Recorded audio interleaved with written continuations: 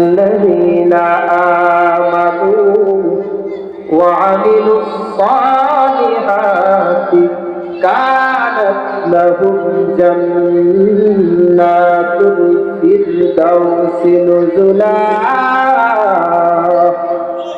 আল্লাহ বলেন বান্দা ও আমার বান্দা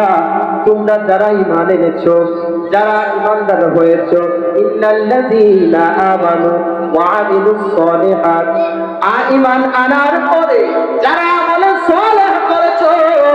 তাদেরকে আমি আল্লাহ জানাই দিলাম যদি প্রকৃতপক্ষে তোমরা সেই কার্যক্রমগুলো ঠিক রাখতে পারো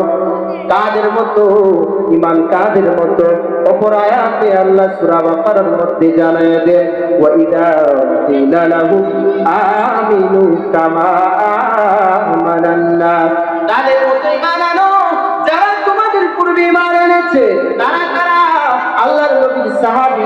সাহাবীদের মতো ঈমান আনার কথা বলছেন বাবার আপনাদের কাছে বলতে চাই সাহাবীদের মতো ঈমান কি আমরা আনতে পারবো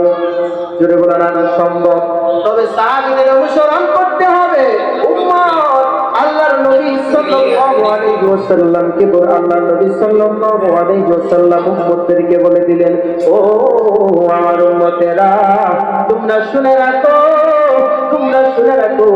আসরের ময়দানে আল্লাহ যদি জান্নাত কোন লোককে দেন সর্বপ্রথম আমার আগে পৃথিবীর যত নবী বলো যত ওলি বলো যত গাউস বলো যত অন্যান্য নবীর উম্মত বলো কেউ জান্নাতে প্রবেশ করবে না যতক্ষণ পর্যন্ত আমি নবী জান্নাতে না প্রবেশ করব ওই নবীজি যে সময় আপনার আমার ভাগ আসরের ময়দানে কোনো লোক ভাগ নেবে না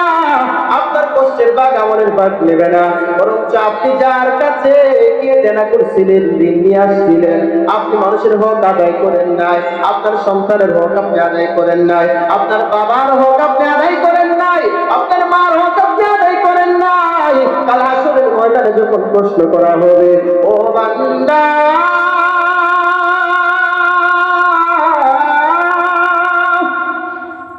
আজকে হিসাব দিয়ে দাও